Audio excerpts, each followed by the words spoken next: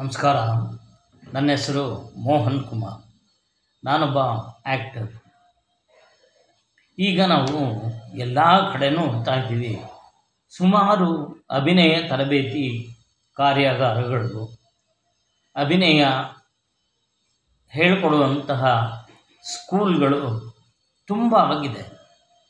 ಆದರೆ ಈ future actors ಯಾರಿದ್ದಾರೆ, ನಾವು ಕೂಡ ಕಲಾವಿದರಾಗಬೇಕು ಅಂಥೇಳಿ ಯಾರಲ್ಲಿ ಮನಸ್ಸಿನಲ್ಲಿ ಅಭಿಲಾಷೆ ಇರುತ್ತೋ ಅವ್ರಿಗೊಂದು ಡೌಟ್ ಇರುತ್ತೆ. ಏನಪ್ಪ ಅಂದರೆ, ಈ ಆ್ಯಕ್ಟಿಂಗ್ ಕಲಿಬೇಕಾ, ಈ ಆ್ಯಕ್ಟಿಂಗ್ ಮಾಡೋದಕ್ಕೆ ಟ್ರೈನಿಂಗ್ ಬೇಕಾ ಅನ್ನೋದು ಒಂದು ಡೌಟು ಎಲ್ಲರ ಮನಸ್ಸಲ್ಲೂ ಇದೆ. ಆದರೆ ಅವ್ರಿಗೆ ಏನಂತಂದರೆ, ಹಿಂದಿನ ಕಾಲದಲ್ಲಿ ಎಷ್ಟೋ ಜನ ಆ್ಯಕ್ಟ್ರ್ ಇದ್ದಾರೆ, ಫೇಮಸ್ ಆ್ಯಕ್ಟ್ರ್ಗಳಿದ್ದಾರೆ. ಕನ್ನಡ, ತಮಿಳು, ತೆಲುಗು, ಹಿಂದಿ ಎಷ್ಟು ಜನ ಆ್ಯಕ್ಟ್ರ್ ಇದ್ದಾರೆ. ಅವರೆಲ್ಲರೂ ಕೂಡ ಟ್ರೈನಿಂಗ್ ತೊಗೊಂಡು ಬಂದಿದ್ರ ಇಲ್ಲವಲ್ಲ. ಅಭಿನಯ ಅನ್ನೋದು ಮನುಷ್ಯನಿಗೆ ರಕ್ತಗತವಾಗಿ ಬಂದಿರುತ್ತೆ ಅನ್ನುವಂಥದ್ದು ಎಲ್ರಿಗೂ ಗೊತ್ತಿರುವಂಥದ್ದು. ಯಾಕೆ ಅಂದರೆ, ಅಭಿನಯ ಮಾಡಲಿ ಬಿಡಲಿ, ಪ್ರತಿಯೊಬ್ಬ ಮನುಷ್ಯನಲ್ಲೂ ಕೂಡ ಆ ನವರಸಗಳು, 9 ರಸಗಳು, ಎಲ್ಲ ಥರದ್ದು ಎಮೋಷನ್ಗಳು ಕೂಡ, ಕೋಪ, ದುಃಖ, ತಾಳ್ಮೆ, ಸಂತೋಷ ಎಲ್ಲವೂ ಕೂಡ ಇದ್ದೇ ಇರುತ್ತೆ. ಆ ಎಲ್ಲ ಕ್ವಾಲಿಟೀಸ್ ಮನುಷ್ಯನಿಗೆ ಇದ್ದ ಮೇಲೆ ಅಭಿನಯ ಮಾಡೋದರಲ್ಲಿ ಯಾವ ತೊಂದರೆ ಇದೆ ಅನ್ನೋವಂಥದ್ದು ಎಲ್ಲರ ಮನಸ್ಸಿನಲ್ಲಿ ಇರುವಂತಹ ಒಂದು ಸಂದೇಹ.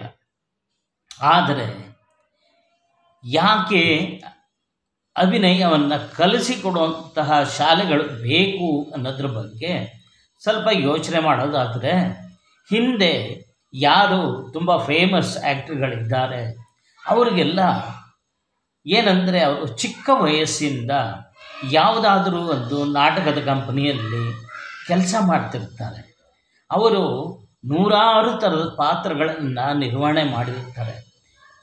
ಸ್ಕ್ರೀನನ್ನು ಎಳೆಯೋದ್ರಿಂದ ಹಿಡಿದು, ಬೋರ್ಡ್ ಬರೆಯೋದ್ರಿಂದ ಹಿಡಿದು, ಸಣ್ಣ ಪುಟ್ಟ ಪಾತ್ರಗಳನ್ನು ಮಾಡಿಕೊಂಡು ಕೊನೆಗೆ ದೊಡ್ಡ ದೊಡ್ಡ ಪಾತ್ರಗಳನ್ನು, ಮುಖ್ಯವಾದ ಪಾತ್ರಗಳನ್ನು, ಹೀರೋ ಆಗುವಂಥದ್ದು, ನಾಯಕ ನಾಯಕಿ ಆಗುವಂತಹ ಪಾತ್ರಗಳನ್ನು ಅವರು ನಾಟಕದಲ್ಲಿ ಅಭಿನಯಿಸಿರ್ತಾರೆ.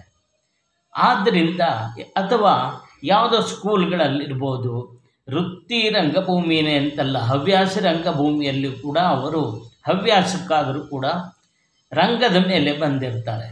ಆದ್ದರಿಂದ ಅವ್ರಿಗೆ ರಂಗದ ಮೇಲೆ ಬರಬೇಕು ಅಂತಂದರೆ, ಒಂದು ನಾಟಕ ಅಂತ ತಗೊಂಡ್ರೆ ಆ ನಾಟಕವನ್ನು ಪ್ರದರ್ಶನ ಮಾಡಬೇಕಾದ್ರೆ ಅವರು ಸುಮಾರು 1 ತಿಂಗಳು 2 ತಿಂಗಳು ಅಭ್ಯಾಸ ಮಾಡಬೇಕಾಗತ್ತೆ.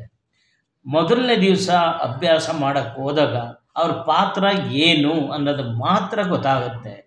ಆದರೆ ಆ ಪಾತ್ರದ ಹೆಸರು ಗೊತ್ತಾಗ್ಬೋದು, ಆದರೆ ಆ ಪಾತ್ರದ ಒಳಗಡೆ ಏನಿದೆ, ಆ ಪಾತ್ರ ಯಾಕೆ ಆ ರೀತಿ ಮಾತಾಡುತ್ತೆ, ಆ ಪಾತ್ರ ಯಾಕೆ ಸಿಟ್ಟು ಮಾಡಿಕೊಳ್ಳುತ್ತೆ, ಆ ಪಾತ್ರ ಯಾಕೆ ಅಳುತ್ತೆ, ಯಾಕೆ ನಗುತ್ತೆ, ಯಾವ ಸನ್ನಿವೇಶದಲ್ಲಿ ಆ ಥರ ಮಾಡಿದೆ ಅನ್ನೋದನ್ನು ಅವನು ಅರ್ಥ ಮಾಡ್ಕೋಬೇಕಾದ್ರೆ ಪ್ರತಿದಿನ ಪ್ರಾಕ್ಟೀಸ್ ಮಾಡ್ತಾ ಮಾಡ್ತಾ, ಈಗ ಯಾವುದೇ ಒಂದು ಲೈನ್ ಇರ್ಬೋದು, ಒಂದು ವಾಕ್ಯವನ್ನು ಅವನು ಮೊದಲನೇ ದಿವಸ ಹೇಳಬೇಕಾದ್ರೆ ಅವನು ಡಿಫ್ರೆಂಟಾಗಿ ಹೇಳಿರ್ತಾನೆ. ಅದೇ ನಾಟಕ ಪ್ರದರ್ಶನ ಆಗೋ ವೇಳೆಗೆ ಅವನು ಫೈನಲ್ ಪ್ರಾಕ್ಟೀಸ್ ಅಂತೀವಿ, ಅಷ್ಟೊತ್ತಿಗಾಗಲೇ ಅವರು ತುಂಬ ಪಾಲಿಶ್ ಆಗಿರ್ತಾರೆ. ಯಾಕೆ ಅಂತಂದರೆ, ಆ ಪಾತ್ರವನ್ನು ಅವರು ಪ್ರತಿ ದಿವಸ ಅಭ್ಯಾಸ ಮಾಡೋದ್ರಿಂದ ಆ ಪಾತ್ರದ ನಿಜವಾದ ಡೆಪ್ತ್ ಏನು ಅನ್ನೋದು ಅವ್ರಿಗೆ ಅರ್ಥ ಆಗಿರುತ್ತೆ.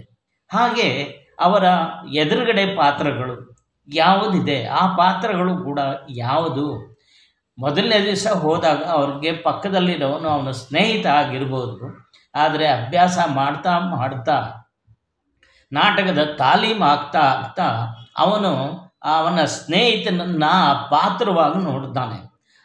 ಆಗ ಇವನು ಕೂಡ ತಾನು ಒಂದು ಪಾತ್ರವಾಗಿ ಅವನ ಹತ್ರ ಮಾತಾಡ್ತಾನೆ, ಅವನು ಕೂಡ ಪಾತ್ರವಾಗಿ ಉತ್ತರವನ್ನು ಕೊಡ್ತಾನೆ. ಹೀಗೆ ಅಭ್ಯಾಸ ನಡೆಯುತ್ತೆ. ಆದರೆ ಈಗಿನ ಸನ್ನಿವೇಶದಲ್ಲಿ ಮೀಡಿಯಾ ಆ್ಯಕ್ಟಿಂಗ್ ಇರ್ಬೋದು, ಸಿನಿಮಾ ಇರ್ಬೋದು, ಸೀರಿಯಲ್ ಇರ್ಬೋದು, ಡಾಕ್ಯುಮೆಂಟ್ರೀಸ್ ಇರ್ಬೋದು, ಆ್ಯಡ್ಸ್ ಇರ್ಬೋದು, ಕಮರ್ಷಿಯಲ್ ಆ್ಯಡ್ಸ್ ಇರ್ಬೋದು, ಎಲ್ಲೂ ಕೂಡ ನಾವು ಯಾರು ನಮಗೆ ಅಭ್ಯಾಸ ಮಾಡಿಸಿ ಅವರು ನಮ್ಮನ್ನು ಅವಕಾಶ ಕೊಡಲ್ಲ. ಅವರಿಗೆ ಅಭ್ಯಾಸಿ ಅಂದರೆ ಅವನು ಕಲಿತವನ ಆಗಿರಬೇಕು. ಆ ದಿನ ಅವನು ಬಂದು ಆ ಪಾತ್ರವನ್ನು ನಿರ್ವಹಿಸುವಂತಹ ಕೆಪಾಸಿಟಿ ಅವನಿಗಿರಬೇಕು. ಅಂಥವ್ರನ್ನು ಆರಿಸ್ಕೊಂಡು ಹೋಗ್ತಾರೆ. ಏನೂ ಇಲ್ಲ, ನನಗೇನು ಗೊತ್ತಿಲ್ಲ, ನಾ ಪಾತ್ರವನ್ನು ಮಾಡ್ತೀನಿ ಅಂತಂದರೆ ನಿಜವಾಗಿಯೂ ಆ ಪಾತ್ರದಲ್ಲಿ ಆ ಒಂದು ಸತ್ವ ಇರಲ್ಲ. ಯಾವುದೇ ಪಾತ್ರವನ್ನು ನಾವು ಮಾಡಬೇಕಾದ್ರೆ ಆ ಪಾತ್ರವನ್ನು ತಿಳ್ಕೋಬೇಕಾಗತ್ತೆ. ನಾಟಕ ಮಾಡುವಾಗ ನಾವು ಹೇಗೆ ಸೀನ್ ಪೇಪರು, ಡೈಲಾಗ್ಸು, ಸನ್ನಿವೇಶ, ಏಜು ಅಥವಾ ಆ ಮೇಕಪ್ಪು ಏನೇನಿರುತ್ತೆ, ಆ ಪಾತ್ರದ ಆ್ಯಕ್ಟಿವಿಟೀಸ್ ಏನು, ಪಾತ್ರದ ಟೆಂಪರಮೆಂಟ್ ಏನು, ಆ ಪಾತ್ರದ ನಿಜವಾದಂತಹ ವೀಕ್ನೆಸ್ ಏನು, ಅವನು ಹೇಗೆ ಬಿಹೇವ್ ಮಾಡ್ತಾನೆ, ಅದೆಲ್ಲವನ್ನು ನಾವು ಪ್ರಾಕ್ಟೀಸ್ ಮಾಡಬೇಕಾಗುತ್ತೆ. ಆ ಒಂದು ಸಣ್ಣದಾದ ಒಂದು ವಾಕ್ಯವನ್ನು ನಾವು ಹೇಳಬೇಕಾದ್ರೆ ಇಷ್ಟೆಲ್ಲ ನಮ್ಮ ಮನಸ್ಸಿನಲ್ಲಿ ನಾವು ಅದನ್ನು ತಾಲೀಮು ಮಾಡಿಕೊಂಡು ಆಮೇಲೆ ನಾವು ಕ್ಯಾಮರಾ ಎದುರುಗಡೆ ಮಾಡಬೇಕಾಗತ್ತೆ. ಹಾಗಾಗಿ ನೇರವಾಗಿ ಕ್ಯಾಮರಾನ ನಾವು ಎದುರಿಸೋದು ಕಷ್ಟ ಆಗುತ್ತೆ. ಸೀನ್ ಪೇಪರ್ ಬಂದ ಕೂಡಲೇ ಅದನ್ನು ಚೆನ್ನಾಗಿ ಓದಬೇಕು.